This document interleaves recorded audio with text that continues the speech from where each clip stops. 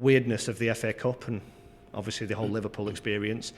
How important was it to win back-to-back league games, though, going into that and now taking you into Notts County? We needed it, Dan. I said my thing at going into them 2 games was we wanted to be in a good place. We wanted to be in an even better place before them 2 games, but it was really, really important that we won them 2 games. So we did put ourselves in a good position so we can go and enjoy the week, because we knew what was coming. We knew it was a media storm and everything else that comes with playing a massive club like Liverpool.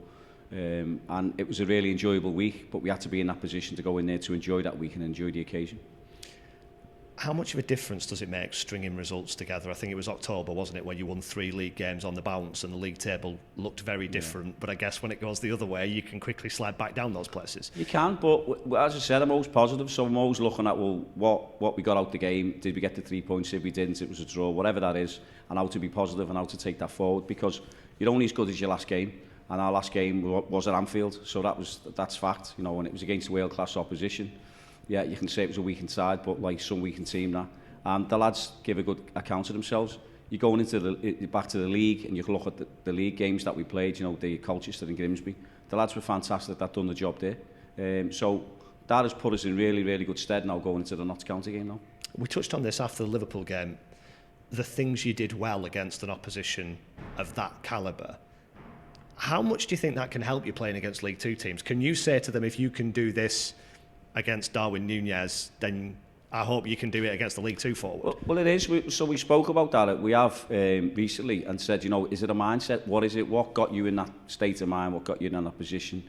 The attitude, whatever that was the less pressure, because it was an FA Cup game. There was no expectations of trying to, you know, beat Liverpool. We had them as a team. But whatever I was trying to get into the heads to say, you know, you've got a world-class manager in Arnie Slot saying so many good things about our club. At the end of the game, his first words was, wow, fantastic. You know, and then just touching on a few little bits he said is when we went into the room about saying, like, you know, you've kept us quiet for half an hour. He said 28 minutes, 29 minutes, whatever that was. Credit to you. He said he used the word wow again when I first walked in. And he said, fantastic. We watched your analysis. You know, we've watched it. You can press, you can play. And you've done that, and you kept us quiet for half an hour, and not many teams come to Anfield and do what you've done. So he was really, really complimentary. He said other things that I'm not going to go into, but I let the lads know what he actually said. So I did use that. I just said to the lads, listen, going forward, what got you into that state of mind? What got you playing the way it did against world-class opposition? So they have to find that within themselves, and then we have to bring that on Saturday. Clearly, you'll want to take those positive things, you'll want to nurture them and make them grow. Is there any danger of it being, after the Lord Mayor's show, going from that huge crowd and an FA Cup game back into the sort of real world? That's exactly what I don't want. So I don't want to be standing here tomorrow saying, after the Lord Mayor's event, we've had a good week, we've had a great training session there. You know, we've worked on the opposition, we've worked on how they play in and out of possession, everything about how to exploit them. We've got a plan, and they've just executed it. Now it's the time to do it. It was when tomorrow afternoon, 3 o'clock, when we go on the pitch, whoever gets the shirt has to produce. It's as simple as that. And I don't want to be after the Lord Mayor's show. I know they can do it. They've done it in the last 2 games. Take the Liverpool one out, the Colchester and Grimsby. So we know we can do it, and the lads have got to go and do that tomorrow.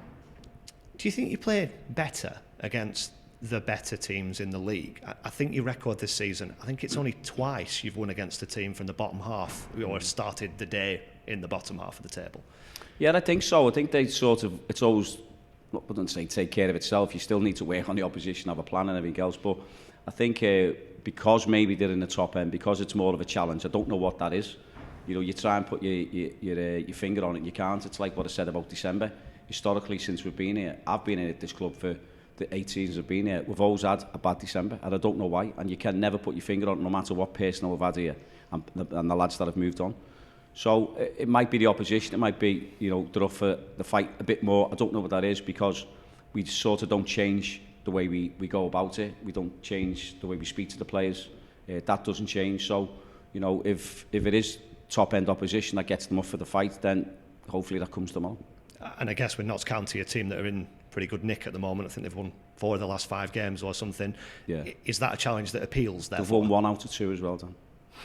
So they beat Swindon last week, and then they lost against Walsall. So we drew against Walsall. So, you know, you can look, and I'm looking at the now glass half full. So you can go back as long as you want and say, well, this has happened and that's happened. I watched them at Salford. They lost 3-0. I watched how they went about it. They don't come away. Stuart's got them playing some really fantastic football. They've got a way of playing. They don't come away from it. They believe in what they do. And what they do has got them to where it is, where they are right now.